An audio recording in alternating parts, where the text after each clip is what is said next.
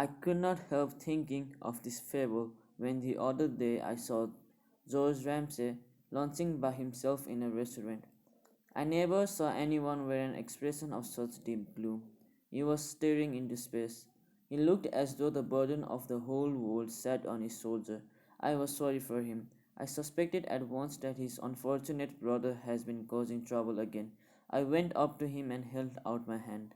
How are you? I asked. I'm not in hilarious spirits, he answered. Is it Tom again? He sighed. Yes, it's Tom again. Why don't you chuck him? You have done everything in the world for him. You must know by now that he is quite hopeless.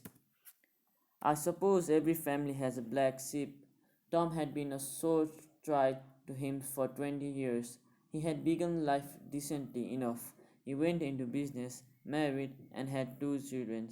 The Ramsays were perfectly respectable people, and there was every reason to suppose that Tom Ramsay would have a useful and honorable career.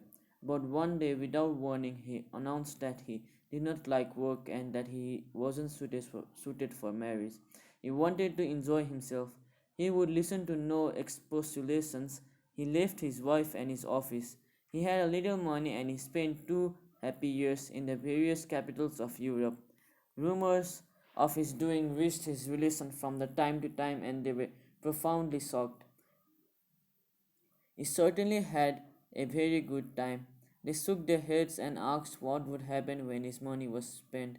They soon found out. He borrowed. He was charming and unscrupulous.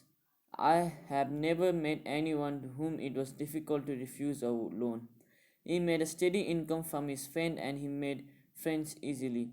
But he always said that money you spend on necessities was boring. The money that was amusing to spend was the money you spent on luxuries. For this he depended on his brother George. He did not waste his charm on him. George was a serious man and insensible to in- enticements. George was respectable. Once or twice he failed to Tom's promises of amendment and gave him considerable sums in order that he might make a fresh start. On this, Tom bought a motor car and a very nice jewelry. But when circumstances forced George to realize that his brother would never settle down and he washed his hands of it, Tom, without a qualm, began to blackmail him. It was not very nice for a respectable lawyer to and his brother shaking cocktails behind the bar of his favorite restaurant or to see him waiting on the box seat of a taxi outside his club.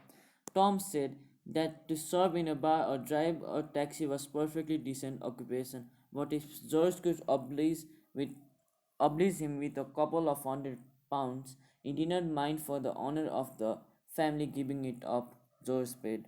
Once Tom nearly went to prison. George was terribly upset. He went into the whole discreditable affair. Really, Tom had gone too far.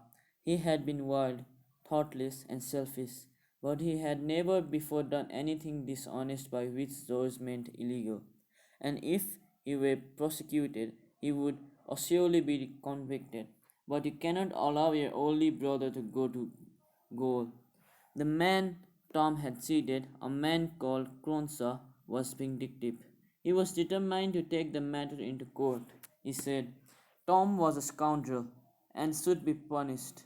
It cost George an infinite deal of trouble, and £500 to settle the affair. I never, I have never seen him in such a rage as when he said that Tom and Cronshaw had gone off together to Monte Carlo the moment they cashed the check.